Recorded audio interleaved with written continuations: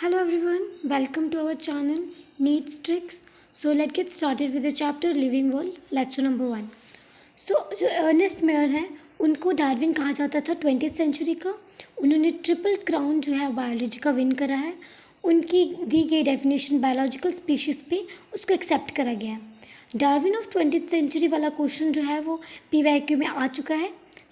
जो भी टॉपिक्स हम यहाँ पढ़ाते हैं वो एक in the form of the PYQs और बहुत ही ज़्यादा इम्पॉर्टेंट कंटेंट है. So let's continue. तो अब हम पढ़ेंगे कि कौन से फीचर्स को डिफाइनिंग फीचर्स कहा गया है और कौन से फीचर्स को डिफाइनिंग नहीं कहा गया है. डिफाइनिंग फीचर्स वो फीचर्स होते हैं जो हर एक लिविंग ऑर्गेनिज्म में प्रेजेंट होते हैं और नॉन लिविंग ऑर्गेनिजम्स में एब्सेंट होते हैं. सबसे पहले हम पढ़ेंगे ग्रोथ. ग्रोथ को हम नॉन डिफाइनिंग प्रॉपर्टी बोलेंगे.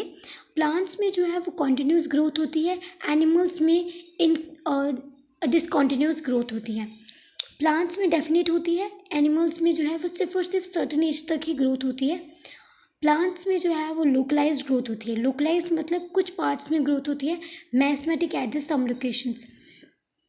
एनिमल्स में जो है वो एक सर्टेन एज तक ग्रोथ होती है, उसके बाद ग्रोथ नहीं होती.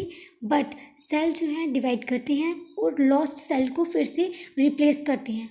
जब हमें चोट लग जाती है और उस वजह से जो सेल्स हमारे ख़राब हो जाते हैं उनको जो है रिप्लेस करता है सेल डिवीजन. अगर हम बात करें ग्रोथ में यूनिसेलुलर और मल्टीसेलुलर में, यूनिसेलुलर में आ जाएगा bacteria, amoeba, unicellular algae. Multicellular में बहुत से ऑर्गेनिजम्स आते हैं इंक्लूडिंग अस.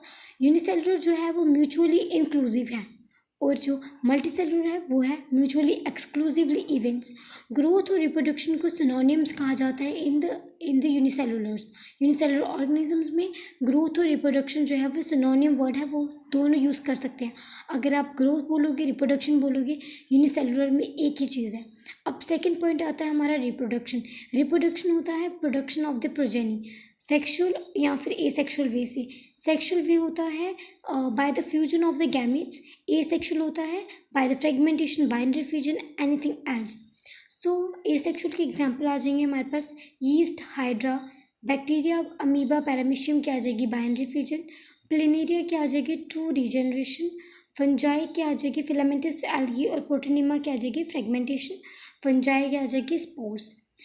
अगर मैं इनकी निमोनिक्स आपको बताऊं तो आप बोल सकते हैं कि हाई बड, HY हाई बड मतलब कि हाइड्रा और ईस्ट की बडिंग.